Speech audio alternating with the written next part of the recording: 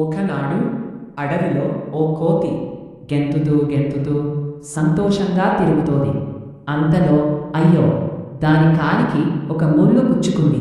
నొప్పితో కేకలు వేస్తూ అడవి నుంచి ఊళ్ళోకి వచ్చింది ఆ కోతి.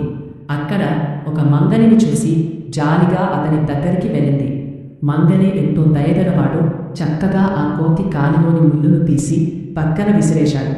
కానీ తిరిగి చూసేసరికి కోతి అతని కత్తి తీసుకుని పారిపోతూ కనిపించింది. ఓ కోతి, ఓ కోతి, నా కత్తి అని మంగని అరిచాడు. అప్పుడు కోతి వెనక్కి తిరిగి వెక్కిరిస్తూ ఇలా అన్నది, ముళ్ళు పోయి కత్తి వచ్చే, డామ్ డామ్ డామ్ అంటూ పరుగెత్తుకుంటూ పోయింది. కొంత దూరం వెళ్ళాక ఒక్క మనిషి చేతితోనే కొబ్బరి మట్టలు కొడుతూ కనిపించాడు. జాలిపడ్డ కోతి తన చేతిలో ఉన్న కత్తిని అతనికి ఇచ్చింది. ఆ మనిషి సంతోషంగా కత్తితో మంటలు కొట్టడం మొదలుపెట్టాడు. అదే సమయంలో పక్కన పడేసిన మంటలను కోతి ఎత్తుకొని ఉడాయించింది. ముళ్ళు పోయి కత్తి వచ్చే, డామ్ డామ్ డామ్, కత్తిపోయి మంటలు వచ్చే, డామ్ డామ్ డామ్ అంటూ తన దారిని కొనసాగించింది. దారిలో బెల్లం కాచే ఓ ఆసామిని చూసింది. నేల మీద బెల్లం అచ్చులు వేస్తున్నాడు. కోతి అతనికి మట్టలు ఇచ్చింది. ఆసామి వాటిపై బెల్లం పోశాడు. అంతే, అలవాటు ప్రకారం కోతి బెల్లం అచ్చులు ఎత్తుకొని పారిపోయింది.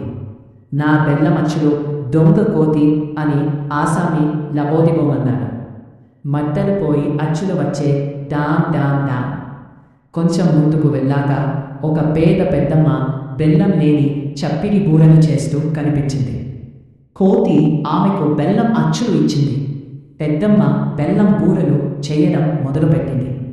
వేడి వేడి బూరలు సిద్ధం కాగానే కోతి అవి పట్టుకుని పరిగెత్తింది. అచ్చులు పోయి బూరలు వచ్చే, డామ్ డామ్ డామ్. అంతలో ఇద్దరు గోవుల కాపర్లు ఎదురయ్యారు. కోతి వారికి బూరలు ఇచ్చింది. వాళ్ళు తింటూ మైమరిచిపోయారు. అదే సమయంలో కోతి ఒక గోవును తోలుకుని వెళ్ళపోయింది. కోతి, కోతి, మా గోవును ఇవ్వు అంటూ కాపర్లు తరిమారు. కానీ కోతి చిక్కలేదు. బూరెలు పోయి గోవు వచ్చే, డామ్ డామ్ డామ్.